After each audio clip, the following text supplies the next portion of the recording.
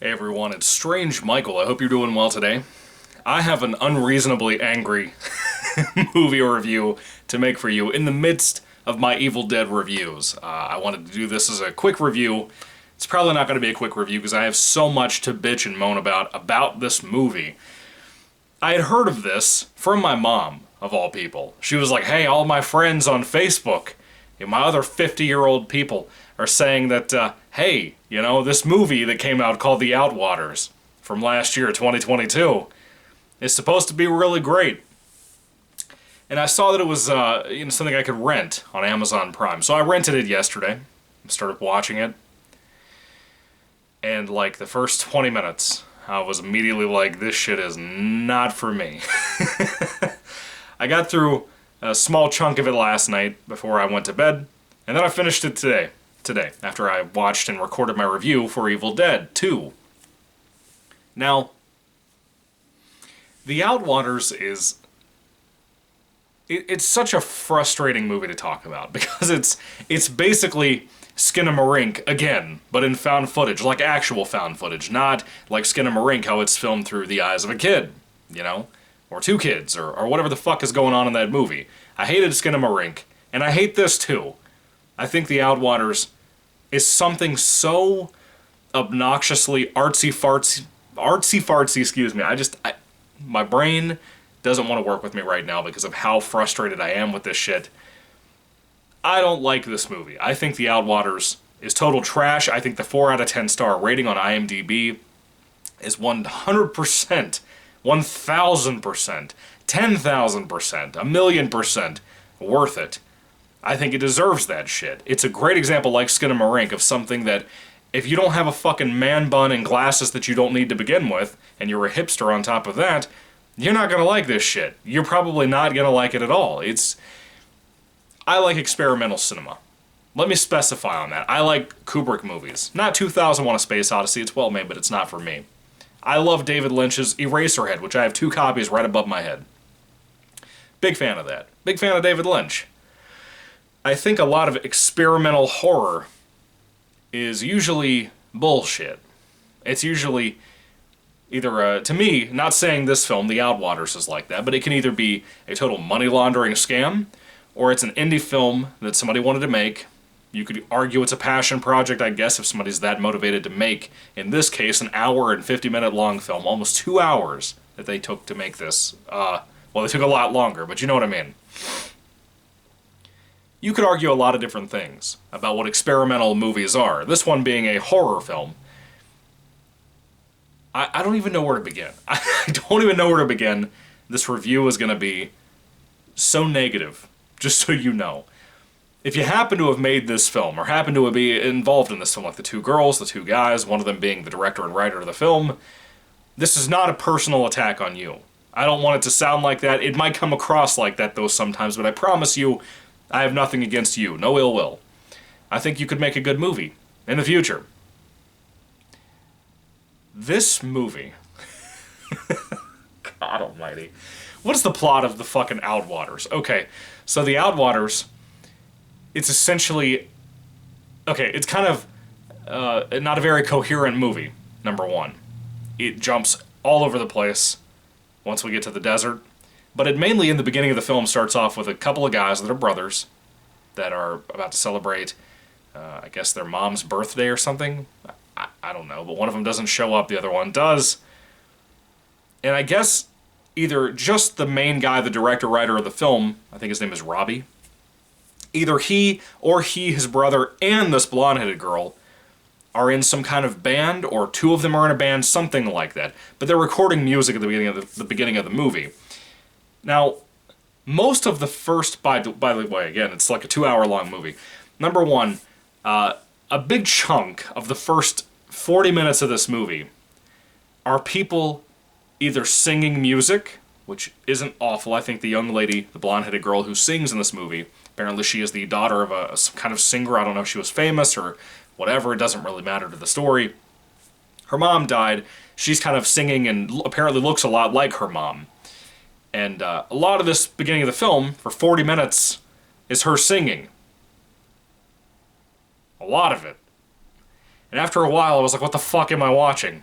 And then, on top of that, a lot of this film, too, if she's not singing, then we have some kind of background music, like a party type of thing with a couple of characters hanging out, or we have just music posted in post onto a scene, or people driving their car into the desert, they're going to go film a music video for one of the songs this girl and her band or friends or whatever they are made.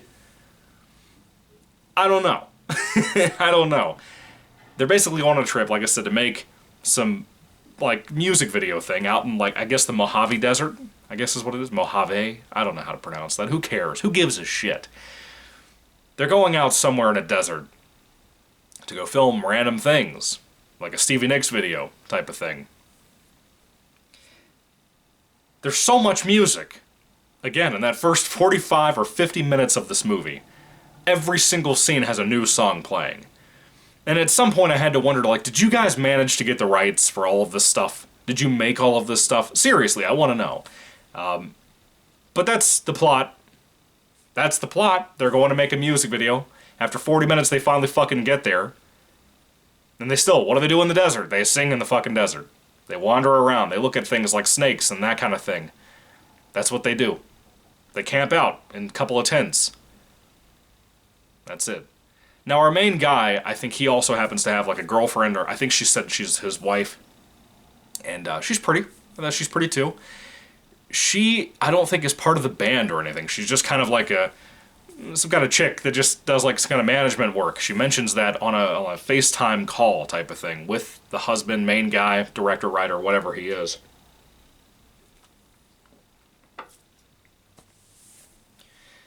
And then things one night all of a sudden go wrong.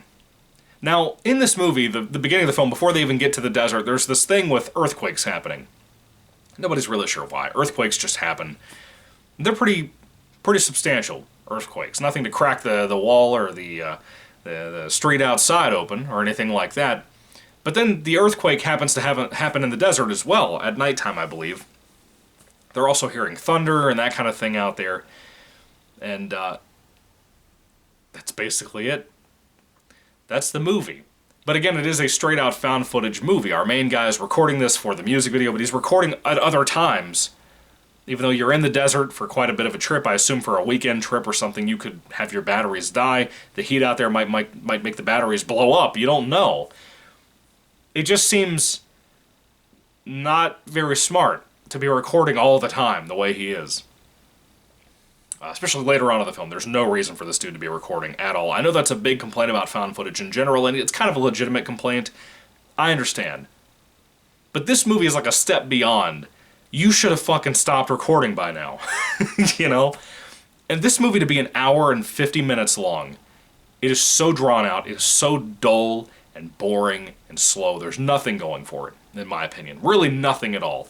There's one shot in the directing that's actually really good. The rest of it is just... It feels like a Neil Breen movie sometimes. I think he did one in the desert as well. It feels like that kind of shit. Let me tell you this. It's kind of, again, it's solidified as a cosmic horror film from what I see of people who apparently like this shit. So you could argue it's kind of like a Lovecraftian type of thing, if you want. Doesn't make it any better, in my opinion. Doesn't make it a better made movie. Some people describe this in certain reviews I saw, that I think this is the funniest shit I've ever heard in my life, because it's true.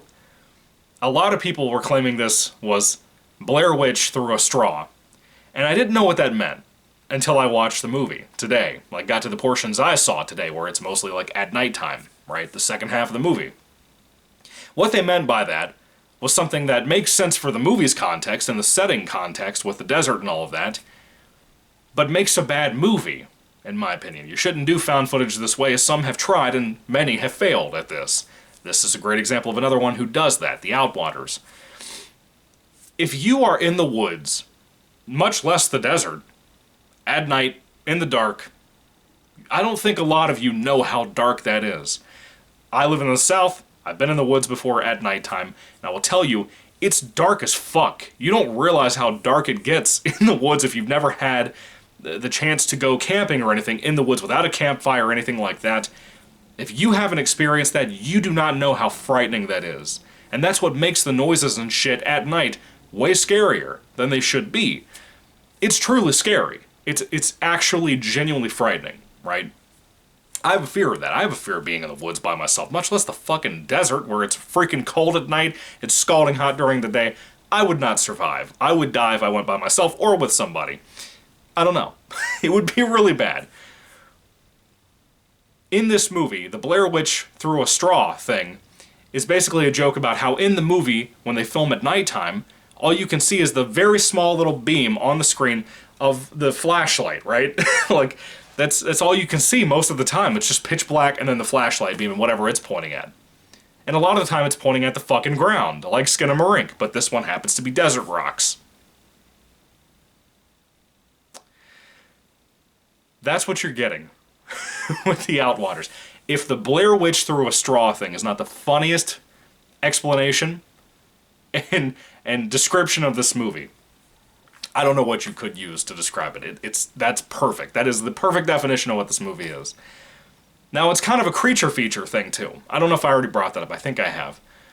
I thought it in my brain. I couldn't remember if I said it out loud.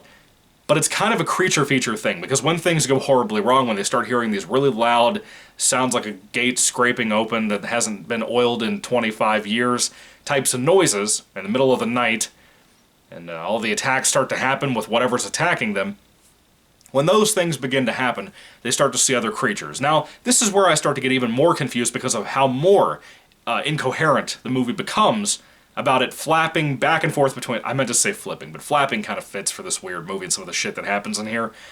It flaps back and forth. I'm not going to say that. It sounds weird, especially with the very ending, like the last 5 minutes of the movie. That was gross. It's jumping back and forth between day and night, and I still don't know if there's supposed to be like actual time skipping between those moments. With the camera angles, you would not think that. And a lot of it is just the main character by himself, huffing, puffing, praying. Sometimes he's saying, I am whatever his name is, to try to make sure his sanity stays. It's a bunch of gobbledygook, dude. It's such a bunch of bullshit that just, it's nonsense, basically. It's illogical, it's just all over the place. It's a nightmare on screen, as people are going to call it forever. The people who are fans of this shit will forever call it that, just like the Skinamarink fans will always call it that. I'm sorry if you like either of these movies, frankly. It's not an attack on you, or the filmmakers, or the cast, or anybody here. I promise that. I just don't get you. I don't get what you could see in this shit. It's not even that well made. And I think that's my biggest problem. I think the talent is there. I think the guy who directed, starred, and or mainly wrote this by himself, I think he could make something really good later on down the road. Because this seems like a first film issue, you know? A lot of the things like the story, a lot of the things like the characters, which the characters themselves are really kind of just shallow, dull, not really refined at all. They're very one-dimensional. If there isn't a dimension to them, maybe half-dimensional. Does that exist? I don't know. All of these things can be improved on future projects. And again, I'm coming from a place that I love found footage, and I like and love sometimes experimental films when they're well done. This, to me, all around, is not. The creature feature aspect, though, let's talk about that briefly. I don't want to tell you too much. I really think if you go into the film knowing nothing, it won't matter. You're still going to fucking hate it. But I tried to give you a little bit of a chance to hope there. But no, don't have any hope for this one. You kind of have like a Tremors creature, but not really just one creature. There's like these penis worms all over the ground, out in the wilderness, just out there. Penis worms. Yeah, they look just like it. And they squirm around. One gets caught in a bush. It's hilarious. Makes me laugh really hard. The movie is filled with this. There's actually another creature later on, which again kind of adds to this Lovecraftian universe idea thing. That's okay. There's this other creature that you see through a straw, aka the flashlight beam at one point in the film. That's not horrible looking of what I can see of that shit, but it looks like there was some kind of effort put into making that thing, which is cool. I appreciate that. I just wish I could fucking see it, you know, but I can't, so who cares? I don't really have anything to say about this. There's not really any CGI. Basically everything is practical, which I appreciate that. I appreciate them shooting on location in the desert. I can't imagine how gruel that was to try to film there in general and not ruin your movie. or ruin your friends, or cast, or anything like that. I can't imagine the kind of things you'd have to do for this kind of indie film, if you will. But I will tell you, it doesn't always pay off, and The Outwaters, to me, is a great example of one that just doesn't pay off for me. I don't know where people are coming from when they say that they like this, nor do I really care now. I'm to the point, this place in my brain, where I don't understand what people are thinking when they love something like this. It just does not add up to me. It doesn't. I don't get it. I don't know what the fuck people see in this kind of thing. Again, the writing in every aspect is bad. It's just a dude wandering through an hour in the fucking desert, huffing, breathing really hard for no reason. It's not like he's running. He's literally just scared sometimes. It is constantly that kind of movie. Anything that people make fun of found footage for being sometimes, and usually it's just a trope that people think about found footage movies who do not watch found footage movies. This is the embodiment of all of those tropes actively there, and it breaks my heart that someone will probably hear the rave reviews over this, the way it sounds like Skinamarink and Blair Witch got talked about, and they'll probably think, you know, I'll give found footage another try. And then they read this shit on Amazon Prime like I did, and they're like, well, I've been right all of these years. And they miss out on all the good stuff, like Grave Encounters, which is goofy but fun. They miss out on things like Antrim, the deadliest film ever made, which is not traditional found footage, but you know what I mean. They miss out on all the big, good stuff. The Fear footage 1, 2, and 3. All of that stuff that's so good exists. The Bigfoot movie. Not great, but good. I like that movie. There's a lot of things out there I'd recommend to people in the found footage genre, subgenre, whatever, of horror. And people would miss out on that because they see something like this. I can't believe the last 5 minutes of this movie. If you haven't seen it, especially people like Sinister Cinema Reviews, who I think reviewed this with his wife Kaylee, but then other people like Rambo Raft for Life, MLK Enterprises, or The Choice Voice is what he goes by now, or, for example, OCP Communications. I would love to see all of them react to this movie because of how horrible it is, because how much I hate it. It's one of those things that's taking itself so seriously. It is a new Neil Breen movie. I'm convinced by that. If Neil Breen made a found footage movie, this is what that would be, basically. It's cheap on cost. I understand that found footage typically is, but it's such a missed opportunity, man. I went into this knowing nothing. I didn't read a write-up or anything like that.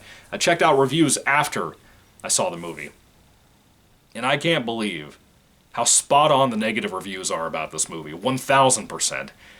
I don't get it. If you like it, again, that's fine, but I hate the shit. I think The Outwaters sucks ass. And I think if I had to rate it on a 5-star basis, I'd give it like a 1 out of 5 stars. I have nothing I really like about it. Again, the creature feature stuff is okay, but that's barely in it. It's maybe 10 minutes out of this entire hour and 50-minute long film. One of the creatures I can't even fucking see. The kind of sound effects that are used for the film to be the scary noises the monsters make or the sky makes or something like that, they're basic noises that you've heard in your day-to-day life, like a squeaking gate, like I said. It's nothing that you haven't heard, you know? It's stupid. I hate this shit. There's too much music, too much singing, there's too much shit that could be cut out of this. You could easily cut 40 minutes out of this movie. Easily. And not ruin tension or anything. Not that there really is any tension, because you can't fucking see anything. Maybe that's the point. Doesn't matter. Didn't make it work for me at all. I would love to hear from people who do love this movie down in the comment section down below, though, because I would love to hear what you have to say about it. But please, if you did love it, let me know. Do you have a man bun? Do you have glasses? Do you have anything like that? Anyway, I'm just messing with you guys. Trying to have some fun here. Because I didn't have fun while I was watching it, so I had to make fun of it. That happens a lot in my brain. Anyway, have you seen it? What do you think about it? Put your thoughts and comments down below about The Outwaters. Let me know what you think about it. Thank you for watching, guys. By the way, how the fuck did the director of this movie get interviewed on Chris Stuckman's podcast?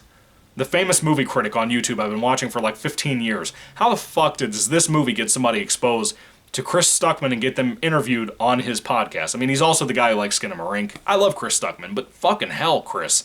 Anyway, thank you guys for watching. God bless you guys. Goodbye.